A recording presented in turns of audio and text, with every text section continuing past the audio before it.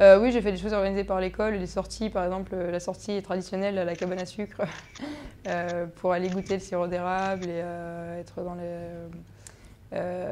voilà, des petits restaurants qui sont un peu éloignés de Montréal.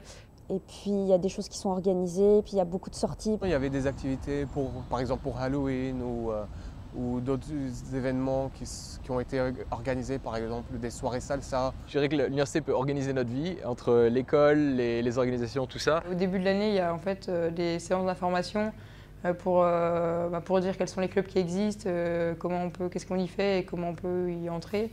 Le club de photo, le club de cinéma, il y avait les journaux étudiants, il y avait le club Nations Unies, il y avait les clubs de sport, de ski, donc il y avait quand même beaucoup de possibilités. Je faisais partie d'Ingénieurs sans frontières où dans le temps, c'était vraiment un endroit où on pouvait partager des idées. En fait, j'ai commencé le club théâtre. J'avais des cours de danse que j'ai trouvés super bien. Du sport, en fait, il y a alors c'est pas vraiment un club, c'est une organisation, c'est que l'université organise pour énormément de sports ils